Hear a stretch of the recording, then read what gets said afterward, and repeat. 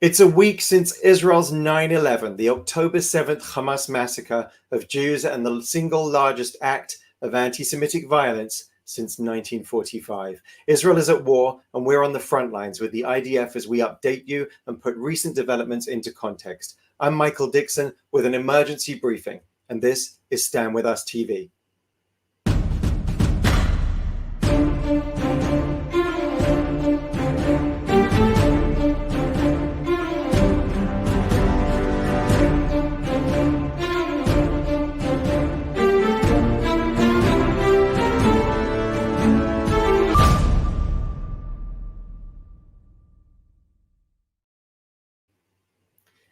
Thank you for joining us, and thank you for all the love and support we've received over the last week.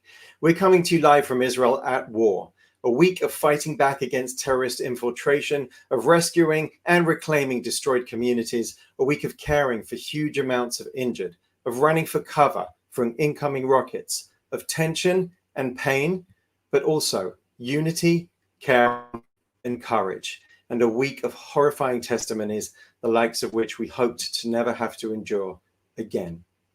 Here are the latest statistics. Let's take a look. 6,300 rockets have been fired from Gaza at this time. Over 1,300 people have been murdered in Israel. 3,300 are injured and in hospitals, and over 150 individuals, including children, have been kidnapped by Hamas terrorists and taken to Gaza. And today, sirens sounded in the north of Israel as 9 rockets were fired from Lebanon into Israeli territory. The IDF aerial defense array intercepted 5 rockets according to protocol, and the IDF struck at the site of the launch in Lebanon. There were also rocket barrages all over Israel today. We were in the bomb shelters. And for the first time, rockets fired to Nahariya. Let's go live now for a briefing from the IDF International Spokesperson, Lieutenant Colonel Jonathan Conricus. Lieutenant Colonel, thank you so much for being with us again. Thank you, Michael, and thank you, everybody, for watching this important update. Now, we were together this time last week, shortly after the war began. And so let's look back before we look forward. How do you characterize the week that was, from the surprise attack to where we are now? We are definitely in a different place, different mindset, different physical location, and different tension towards the enemy. I mean that we started this war, which could arguably in the worst possible situation that the IDF ever started a war. Of course, we didn't start it, we responded, but the worst starting point ever. With the number of casualties that you mentioned, that the brutal executions of Israeli civilians, I won't go over all of that, but the bottom line is that this was the worst starting point. And much to our surprise, it took days to regain control over all of southern Israel. 2.5 days of hard fighting, community to community and door to door, until we could release the last hostages and kill the last terrorists that had been able to infiltrate into Israel. We have set up the defenses along the border. It is now intact and monitored on the ground with armored troops, with infantry, and it is looking good and solid. And we are getting prepared to launch the second stage of our operations. So far, what we've done against Hamas during the last week is a relentless aerial campaign to apply pressure on Hamas, its leaders, its infrastructure, its combat capabilities. And what we're basically doing is setting the stage for the second level of our operations, which will come soon. And the aim of our activity is to completely degrade and dismantle Hamas and its military capabilities. And I'm using military words, not political words, and not tough talk without backing. We are going to dismantle Hamas and its military capabilities. That's the military goal.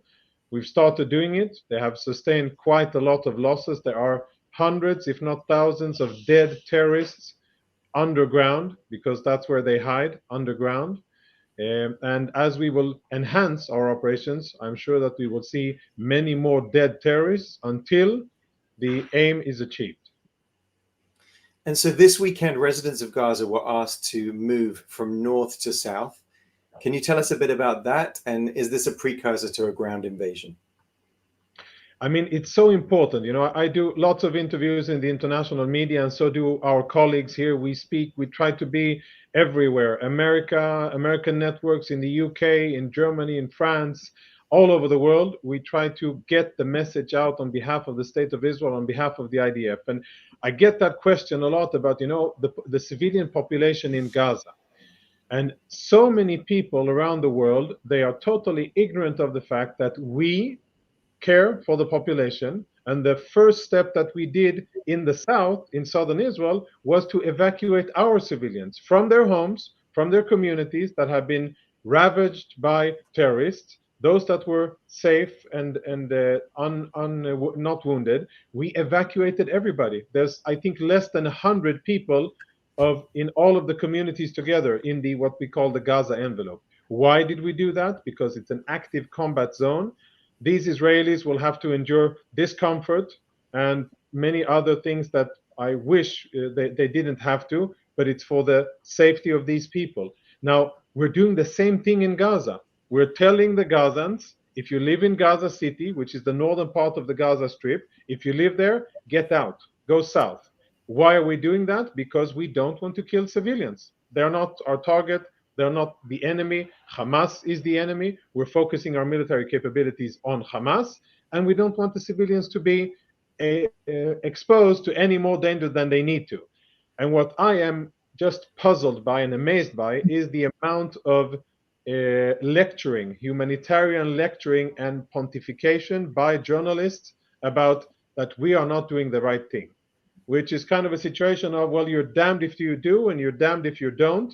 And if you strike, then you're a criminal. And if you tell them to move, then it's not okay because it's a humanitarian disaster. And I think that is so hypocritical. And so many people around the world, I don't know, maybe it's not people, maybe it's a lot of journalists and reporters and editors who have this line of thought telling that, well, Israel is to blame for what's happening. No agency and no responsibility for Hamas. That's a lot of the questions that I get. And I think that is reprehensible because, bottom line, what we are trying to do is the right thing. Get our civilians out, which is the most important, and also get Palestinian civilians out because we don't want to hurt them. And indeed, the IDF published an image today, I think we can show it on the screen, a path to safety, showing them exactly how to get out and where to go. This is pretty unprecedented in warfare, isn't it? Totally. Give me one example. I mean, there's examples from the distant past, but listen, when there's fighting, usually what militaries do is that they apply force and lots of it if it's urban terrain. And many militaries, even the most distinguished Western militaries, they usually aren't as considerate to humanitarian concerns that we are. We are aware of the situation. We do want civilians to be affected the least possible, and that's why we're doing something that doesn't really make military sense.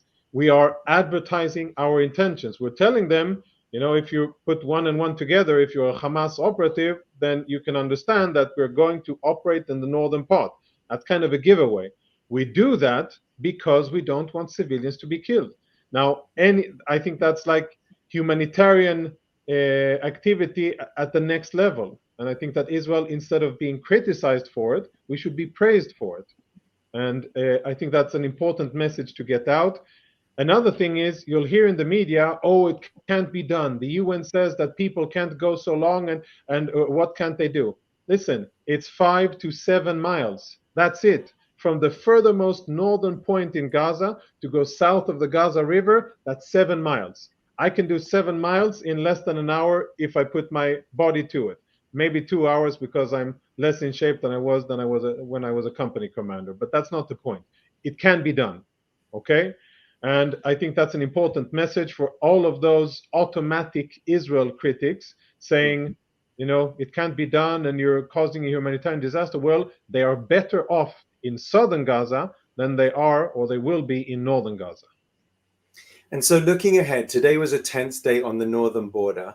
What are the signs from Hezbollah in Lebanon? And what is the message to them and also to Iran? Yes, we are seeing enhanced activity. Hezbollah seems quite determined to try to escalate the situation. We've seen only today, or a total today the total amount of anti-tank missiles that Hezbollah has fired across the border at civilian and military targets. We've had a civilian casualty, and we have also had IDF casualties. One thing is that they're firing anti-tank missiles at positions, and the second thing is that they're also claiming responsibility, and that is the message towards Israel. That's what they're saying. We're here. We can escalate the situation. We have the ability, and we're constantly, this is Hezbollah, and we're constantly want to keep engaged and try to look for weaknesses and try to split your focus. And that's obvious because they see and understand that in the bigger picture, you know, the Iranian Minister of Foreign Affairs yesterday night, he made a threat. He said, if Israel will invade into Gaza and commence ground operations, Iran will become involved in the fighting. And I understand him because he knows that we are going to dismantle a very important asset that they spent billions of dollars equipping and funding. He knows that, so he's not happy, and I can understand that. And we are going to do that. We are going to dismantle Hamas. And what the Iranians are doing is trying to use other tools at their that they have accessible, and Hezbollah is the primary one. Sad to say for Lebanese people is that they are being used they will be used as human shields by Hezbollah. And whatever happens between Hezbollah and Israel, rest assured that there will be lots and lots of destruction in Lebanon, not because we're aiming to do it, because that will be the consequences of us targeting Hezbollah. So there are many things to consider here, but really the big picture is that Iran has its fingers in and around our borders, have been equipping terrorist organizations for a long, long time. What we're doing now is starting to fundamentally settle the situation in Gaza for generations to come.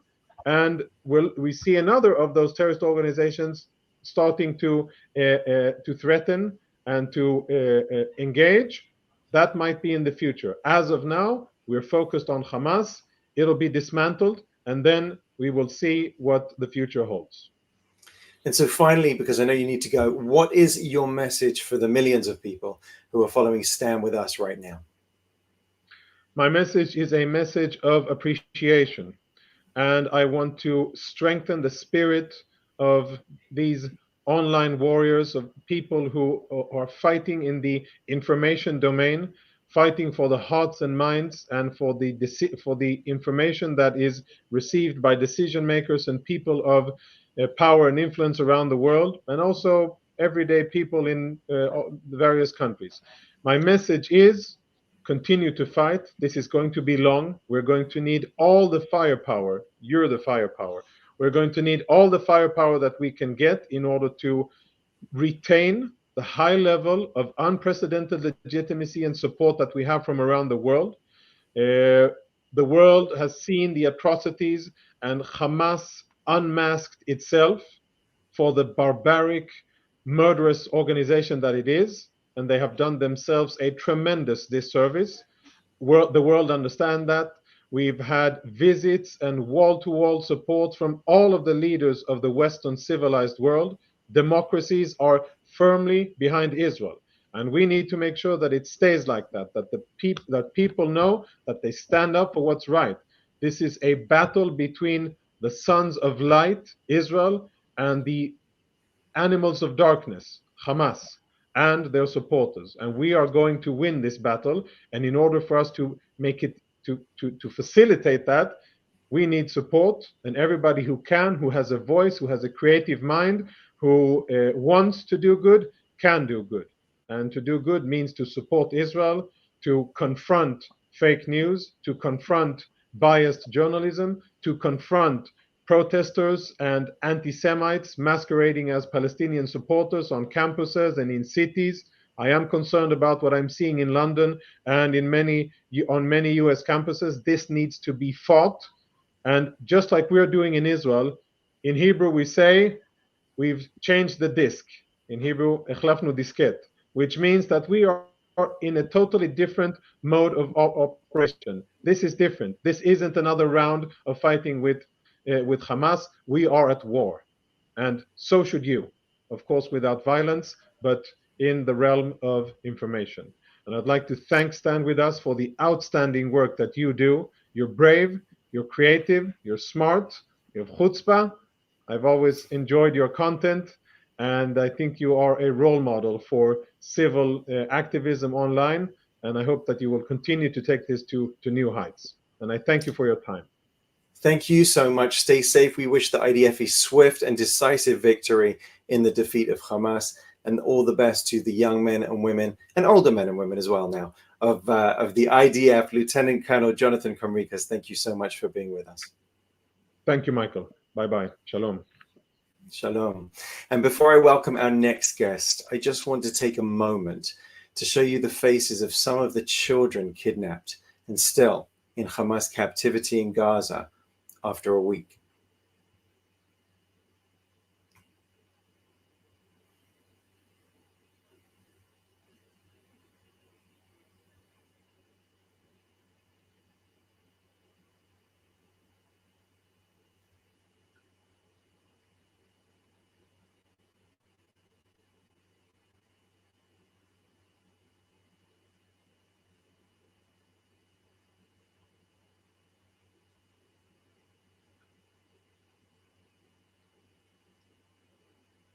So many more names and faces we could have shown you, all too tragic and all too terrible, that this is the reality they face. And we must tell the world that these people need to come home. These kids, these families need to come home. From the military frontline now to the frontline of public opinion, let's bring in Stand With Us as senior educator, Charlotte Korchak. Charlotte, thank you so much for being with us. And of course, it has been an awful week. But almost as soon as this massacre happened, we saw justifications for it.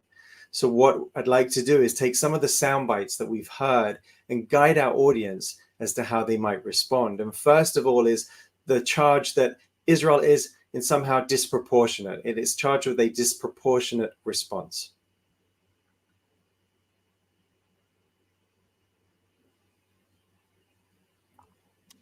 First of all, I had to look away when we started to show those photos. I know my job is to give the answers, and I just want everyone to know that we're all humans, and seeing those photos of those children and thinking of what they might be going through right now in Gaza is just, I think we just need to take another second before we dive into how do we respond to, I would say, some of the most ridiculous and obnoxious claims that we have experienced in our reality. So disproportionality. This is something we hear often. And I'm going to first start with a very sterile, simple answer to this, and then we can jump into the more specifics. But when it comes to proportionality in international law, what we are talking about is, do the military gains outweigh the collateral damage, the civilian casualties, for example, or the infrastructure losses? And in that respect, we are going to judge this very differently. I'm not sure what people mean when they say proportionality, other than what they expect is that the death toll in Gaza is going to be less than the death toll in Israel. And as long as the death toll in Gaza is less than the death toll in Israel, that means that Israel somehow had a proportionate response. I don't know what they expect. The reality is that Hamas came into Israel, crossed our border, and inflicted an attack, a terrorist attack against 1,300 innocent Israelis. More than that, they managed to kill a horrific number of 1,300, but they targeted many more who are injured, many more who just managed to flee and survive. And so what's proportionality? Is proportionality us sending soldiers into Gaza to now go and rape and kill babies? And kidnap women and bring them into Israel? Would that be proportionate? Would it be proportionate if we now fired 6,500 missiles into Gaza without any specific target in mind, but just aiming them at random cities the way that Hamas is aiming their rockets at our city centers? What is proportionality in this context? This is the question that I struggle with. And let's jump into those numbers for a second, because I'm sure every single one of you is getting those graphs of how many innocent Palestinians have been killed, or just how many Palestinians have been killed. They almost always group in the innocents with the militants, with the terrorists of Hamas. But they'll show me a graph and say, well, more of them are dying. Therefore, your response is disproportionate. Therefore, they must be in the right and you must be in the wrong. And so again, I go back to time periods like World War II. I go back to the Blitz bombing of London versus the firebombing of Dresden, where more innocent Germans were killed in the firebombing of Dresden, but nobody walked around saying that the British were the oppressor of World War II because they killed more innocent German civilians. Or the Americans dropping bombs on Hiroshima and Nagasaki. Nobody walks around trying to make the argument that the Americans were the oppressor or the aggressor and that Japan was the innocent. Numbers don't tell the whole picture. So let's understand those numbers for a second. Why are casualty counts so much higher in Gaza than they are in Israel? And the answer is very simple. Because the IDF is an army. And the Israeli Defense Forces, they're there to defend Israelis, protect Israelis. And they have spent their entire job from 1948 until today doing just that. And so we have bomb shelters, and we have air raid sirens, and we have a military that stands in front of us and protects us and doesn't use us as human shields. And they've built up our security so that we lose less lives in these conflicts. Meanwhile, what has Hamas done? Hamas has embedded all of their infrastructure in civilian areas. Their war rooms are in apartment buildings. They store their rockets and their ammunition in homes, underneath babies' cribs. Every single bit of their technology is embedded within the civilian population. So every single target that Israel has that is a military target will also be seen as a civilian target. So Israel's not just going to bomb it. What do? We warn. We tell people we're bombing. Get out of this building. Go to safety. But meanwhile, Hamas also, we should add, has spent many years digging a tunnel network under Gaza, a vast tunnel network that they themselves use to protect themselves when Israel bombs. But they're not opening up those underground tunnels to their citizens. Everyone out there needs to understand that Hamas doesn't care about innocent people. People, not Israelis, Palestinians as well. They don't care. They kill us because they have a genocidal call to wipe out Israel and obliterate the Jews. And they don't mind sacrificing their own citizens for the sake of PR. So every single one of you watching, make sure you tell people when they show those innocent civilian casualties to you in Gaza, make sure when they blame Israel, you say to them, you're playing right into Hamas's hands. You're playing right into their hands. They want you to blame Israel. And every moment that you blame Israel for these casualties in Gaza, you're incentivizing Hamas to continue to use their people as human shields. That's the message that we have to get out there. Innocent people are not dying in Gaza because we're targeting them. Innocent people are dying in Gaza because Hamas is putting them right in the line of fire. And we are doing everything in our power to get them out of the line of fire.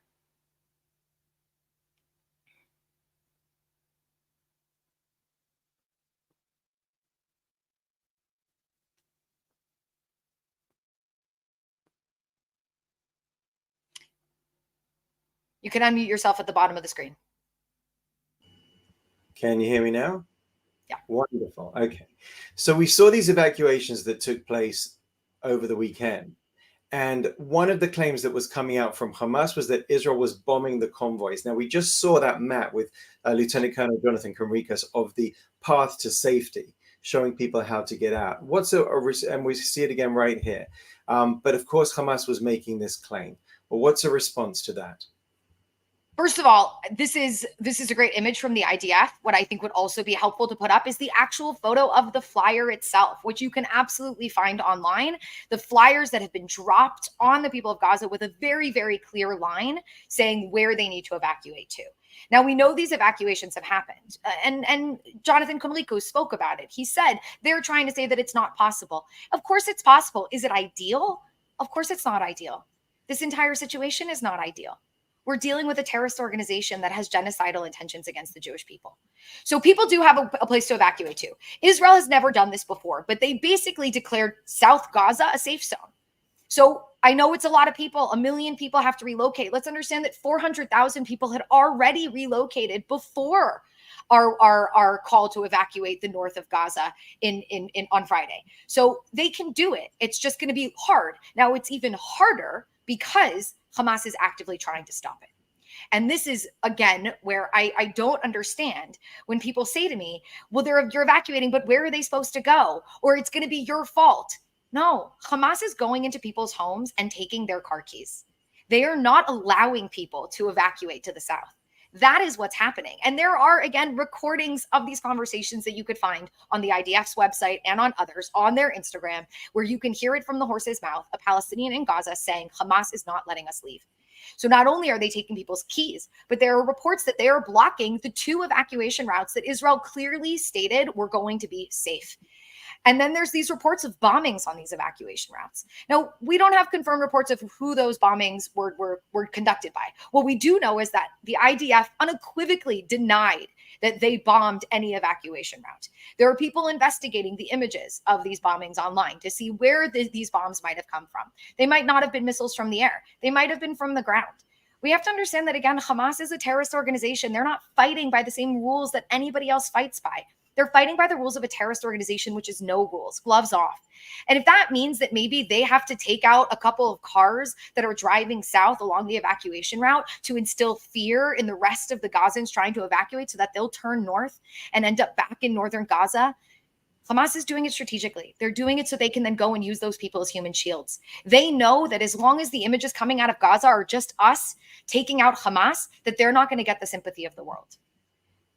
So that's what they're doing. So again, if anyone says there's nowhere for them to go, there is a place for them to go. It is southern Gaza.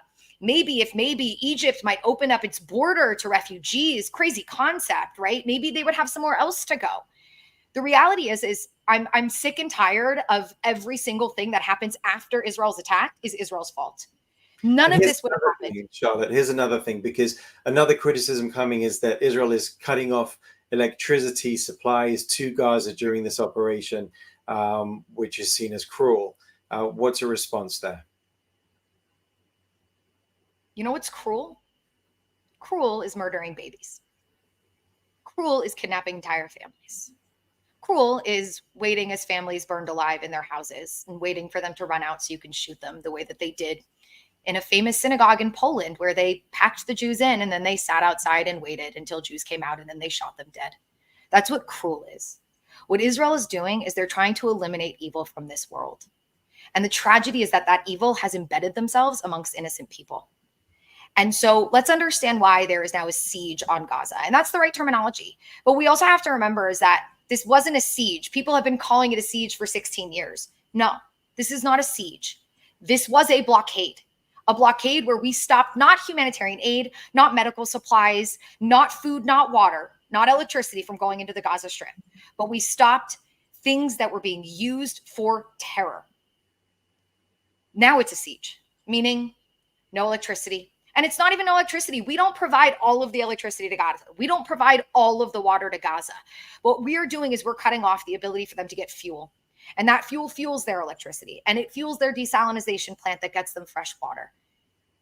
And Israel up until now said, we're going to hold that ground because we're trying to weaken Hamas. And more importantly, what they said, and said explicitly, and I want to make this clear and I want people to spread this message. They said, we are cutting off water and we're cutting off the fuel and we're cutting off everything from going into Gaza until you release our hostages. This is not up to us. Hamas wants to end this siege. They want their people to get food and water. Release our hostages. That's number one. Number two, Israel, classic Israel, just came out in the last couple of hours and said that they will allow food, water, and medical supplies into southern Gaza. So we are not, it is now not a full siege, but the fuel is not going into Gaza. Why? Because that fuel is going to be taken by Hamas. People have to understand Hamas is in full control of the Gaza Strip. That means that anything we send in, they can take and use. And one of my friends sent me a message, Charlotte, please tell them to open up a humanitarian corridor. First of all, thinking that somehow I have a direct line to the prime minister and can tell them what to do. But second, I looked at him and I said, and I hate, this is so painful for me to have to say this. I don't want innocent Palestinians in Gaza to be harmed. Genuinely, I don't want them to be harmed. And I had to say to him, Why? So that I can send food, water, and medical supplies to Hamas? Because I know them better. And I know that that medical supplies is not going to go to innocent people in Gaza who might be harmed or might be wounded. It's going to go to Hamas who is wounded. That food, that fuel, Hamas already took the fuel from the hospital in Gaza to use it to run their own generators in their houses. At least that's the reports, because they were reporting that the hospitals were already running out of electricity, which didn't make sense because there was more than enough fuel there to run the hospitals for at least a couple of weeks. This is Hamas. So yeah, you know what? I'm sorry, but this is war. A war that we didn't ask for, a war that was unprovoked, and now we're fighting a war. This isn't an operation. You know, I sent a message to a former colleague of ours, who used to work in a humanitarian unit in the army. And I said, how do you feel about us cutting off everything to Gaza? And he said, Charlotte, this is a new battleground. What we are seeing is unprecedented. And just like Conricus said, we're in a new situation.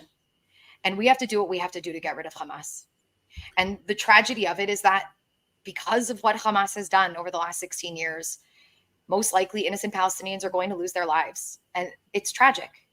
There's no other way of saying it other than it's tragic. That being said, we have to understand something. The people to blame for those deaths, for that suffering, is Hamas. Over and over and over again, Hamas. Everyone is saying free Palestine. I agree. Free Palestine from Hamas. Give them a leadership that actually cares about them. Give them a leadership that doesn't spend 16 years trying to attack Israel, planning the most horrific massacre of Jews since the Holocaust, and instead give them a government who actually builds up their infrastructure, who provides them with better electricity and more water, which they could have done over the last 16 years. It's not like they didn't have the capabilities. It's not like they didn't have the money. They had it all. They chose to direct it towards terror because their goal is not the liberation of Palestine or to benefit Palestinians. It's not self-government or self-determination for the Palestinians. Their goal, as is stated in their charter, is the obliteration of Israel. Let's not act like they're taking care of the Palestinians or that they're doing any good for the Palestinians. Once they're gone, the Palestinians will have a much better shot of eventually finding the freedom and the independence that they so desperately want and need and deserve. And of course, the reason for all of this is the massacre. And one of the things that struck me was seeing news presenters from all over the world. I don't know if you saw this, Charlotte, their reaction live on air to the Hamas massacre. And Anderson Cooper was given access to the site where the Nova Music Festival took place in southern Israel, and where 260 young people were slaughtered. And journalists are exposing this, and they're reacting in a very human way, which is, of course, the way to react to something so awful. We haven't seen pictures like this in modern times. And the modern day comparison is that Hamas is ISIS. You're a historian. Put this into some kind of historical perspective for us, please. I understand the comparison to ISIS. It is more modern. It's something that maybe this generation can understand a little bit better. Their horrors were also filmed and put on TV. And they used social media the same way that Hamas is using social media. So it's an apt comparison, but I think there might be a better one. And I think this is going to be hard for some people to hear. The comparison is to the Nazis. And I understand drawing a Holocaust comparison is dangerous. It's dangerous because the Holocaust was so much bigger than this.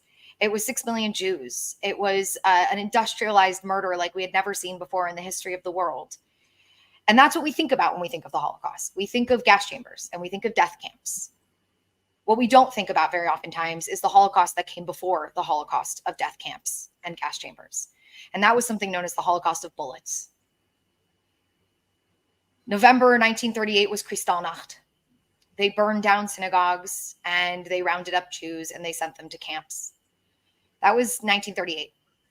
September 1st, 1939, war is declared by the Germans by invading Poland. And very quickly, Nazi terror squads start to enter into occupied territories. The territories of Poland, the territories of Ukraine, Belarus, and others. They were called the Einsatzgruppen. Look it up for those listening who have maybe not heard of the Einsatzgruppen.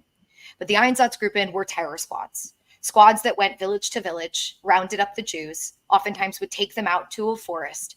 They would force them to dig their own graves, and then they would shoot them into those graves. That's what we were seeing, but we are actually seeing worse. Instead of taking them out to a forest, they locked them into their homes. and they set those homes on fire. Again, I brought up the Poland comparison earlier. I can't pronounce the town, but there's a famous story of a synagogue where Jews were packed into that synagogue. It was set on fire. And then the perpetrators, who, by the way, were the Poles, not the Nazis. And that goes to collaborators, which is another important conversation to have. But the Poles waited as the Jews would run out of that burning synagogue, and then they would shoot them dead. Babi Yar, the single most lethal massacre by bullets that I believe we had during the Holocaust. Tens of thousands of Ukrainian Jews murdered. And how? Very similar to what happened at that music festival that you described. They were put into what looked like a little bit of a valley, and the Nazis stood and they shot them the same way that Hamas terrorists stood around that site of that music festival and shot from 3 different directions at people trying to flee for their lives. It's an apt comparison. And I'm not even getting into the worst of it. You want to talk about the attack on women? You want to talk about the attack on children? The Nazis targeted our women. They targeted our women because they targeted the Jewish womb. They wanted to ensure that no more Jewish children would be born into the world.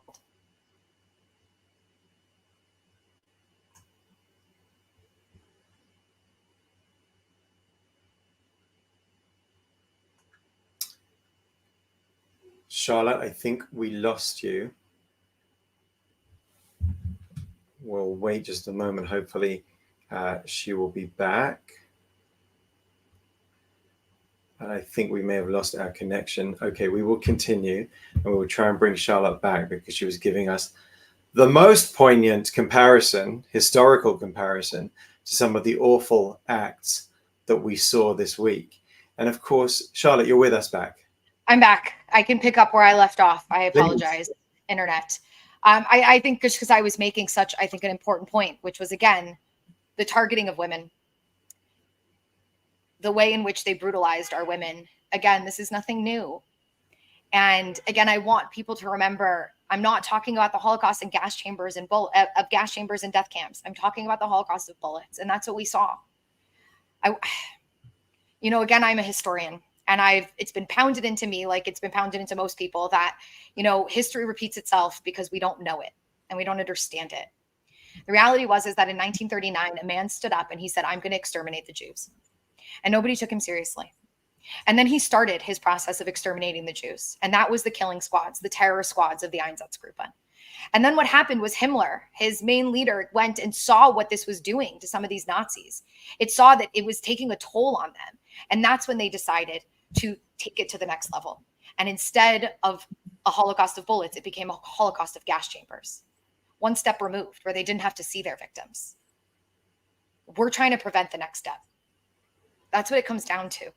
I think back to that time, and I think that he said that to the world and nobody listened and some didn't care. But when he started to do it, it took years.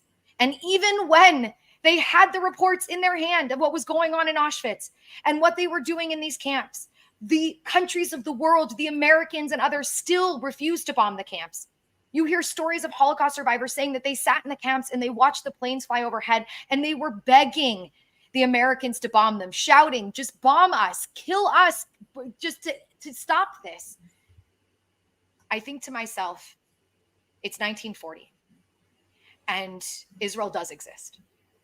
And we're not yet at extermination, but they're calling for it, just like Hamas is. And the Einsatzgruppe is going village to village and they're massacring Jews.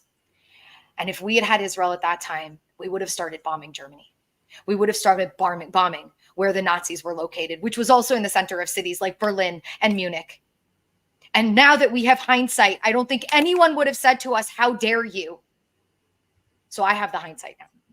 I know what they did to me in the past, and I know what they're capable of doing to me because they just demonstrated what they're capable of doing. They just demonstrated that if they have the opportunity, that they will brutalize us and slaughter us and rip us apart and show no sense of remorse for our children, for anyone. And I want to say something. This disgusting propaganda video that's going around of Hamas terrorists with a baby that they're holding or in a stroller that they're pushing and a kid on this guy's lap, as if somehow this shows their humanity. I want to say to everybody who watches that video, and I want you to say to people who send you that video trying to demonstrate that Hamas are good, I want you to look at them and say, where are those babies' parents? Are they dead in the room next to them? Because they probably are. Or were they kidnapped into Gaza? Don't you dare try to make it seem as if these people were moral. How dare you show 3 videos and act as if every single other video of the slaughter and the carnage doesn't somehow outweigh these 3 videos where maybe a couple of terrorists somehow grew a soul in the moment that they were meant to kill Jews and they stopped themselves from doing it. And all of a sudden I'm supposed to, applaud you? No. And let's be clear, the only reason the massacre did not continue was because there is an Israel and we do have an IDF. And that's the difference between now and then, which is why we need to keep our IDF strong and we need to make sure they can do what they need to do in order to make sure this never happens again. Yes. Jews in the Holocaust didn't have weapons. We had, thank God, some of these towns were saved almost entirely by just really vigilant security that managed in the early hours to somehow see what was going on and be able to stop it. And they were able to shoot and kill terrorists. And that's what stopped them, because we found their plans, right? We found their plans on the bodies of terrorists that we killed, plans that very clearly stated that your target is innocent civilians, that you're going to kill the women, the children, that you're going to kidnap people.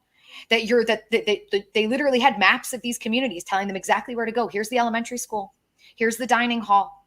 Here are your targets. And here's the thing. We also saw that terrorists had equipment on them. They thought they were going to that they were going to occupy parts of southern Israel. They thought that they were going to continue to work their way north. Well, again, if we hadn't had an Israel, if this was Poland or Ukraine, they would be able to continue to move north and finish the job. And thank God we have an army that stood in their way and said, no, you're not going anywhere. Push them back into Gaza. And now hopefully we'll push them into the oblivion. I just want to conclude our section with this. You know, there's been so much darkness. I want to look at a couple of points of light, because in addition to the heartbreaking, we've had the heartwarming. And here in Israel, people are really uniting right now. I want to say one thing before you get to the positive, if that's okay, because it's just a very important message that I think I haven't said and needs to be said. Because I just said I want them to go into oblivion. And I want to make something very, very clear. And this is something that every person who's out there speaking out on behalf of Israel needs to make clear. I am not talking about Palestinians. I am talking about Hamas. We are being accused of having genocidal calls against the Palestinians. Not one Israeli wants to see innocent Palestinians harmed. Not one. We are going after Hamas. Our calls of extermination are to exterminate the cockroaches that are Hamas. That's what our calls are for. So when you're out there and you're, again, speaking out on behalf of Israel, you make it very clear to somebody, we're not talking about innocent Palestinians. We are talking about Hamas and only Hamas. And that's who we're going to get rid of, not just for the sake of Israelis and not just for the sake of my security and your security and the security of your children, but for the sake of the Palestinians themselves, for them to have a better life, for them to have a better future. And the point that we made earlier in the show, that actually Palestinians will be cheering the downfall of Hamas, as well as many in the Arab world. They already are. They already are. There was a protest in Gaza saying, Hamas, why did you do this to us? Everyone can see the footage. People in Gaza chanting that Hamas is to blame. So don't take our word for it. Take the people in Gaza's word for it, who are saying it from the horse's mouth. That's bravery.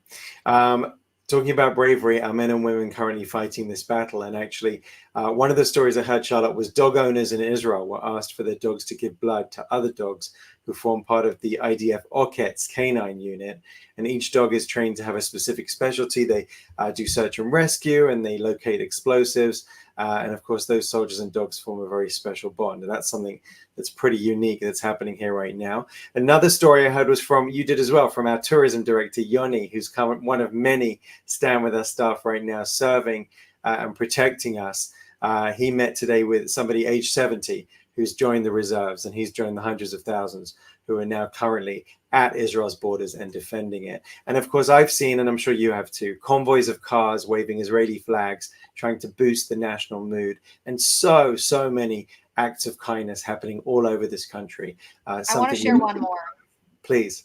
I'm blessed to have friends from all over the world. I'm also blessed to have a lot of non-Jewish friends. And I know for a lot of us, we haven't heard a lot from our non-Jewish friends, which is really tragic and really makes us feel alone. And I not only heard from 2 of my non-Jewish friends this week, who I used to work with, who both messaged me saying, you know, the conversations we used to have when we all worked at a restaurant together, the conversations that we used to have about Israel, really, you changed everything for me. And I'm so grateful because now I see what's really happening and I see how my friends are responding and they just don't understand.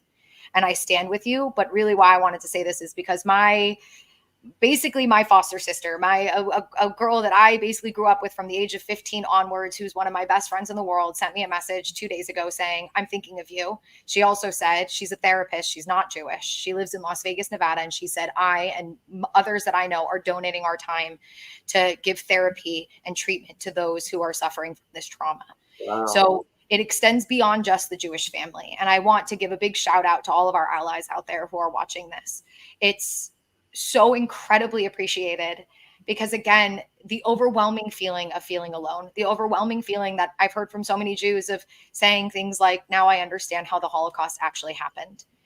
And so all of you, those allies, those people out there who are speaking up, you are the righteous among the nations. You are the ones who would have hit us during the Holocaust because we didn't have an army to protect us.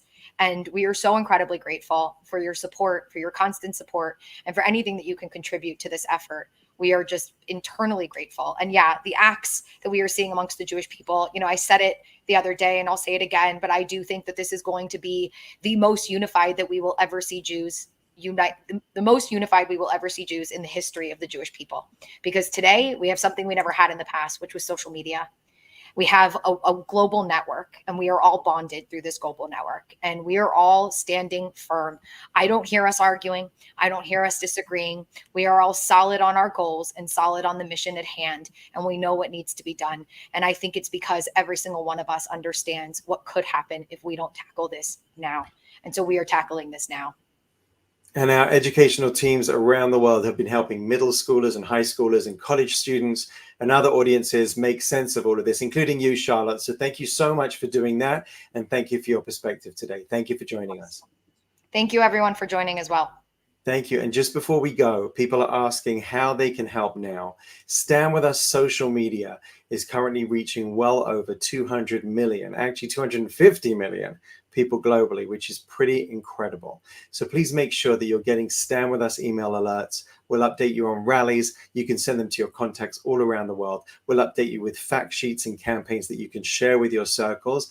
The website address to go to is www. It's there on the screen, standwithus.com/situation room. And if you'd like to support our efforts, standwithus.com/donate. We've already been part of and seen rallies in Boston, Florida, London, Seattle, Atlanta, Los Angeles, with more coming in LA and New Jersey and Philadelphia, Austin, Texas, and more. We have full details on the website at standwithus.com/situation room. And at this time, we need extra help with all the work that we're doing on social media and everything that I've mentioned, the cost of rallies, flags, ads. If you can help, please do go to that website at the bottom of the screen, standwithus.com/donate, and give whatever you can.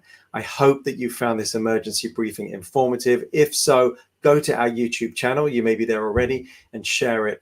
We'll continue to work tirelessly to keep people informed and supporting Israel the world over.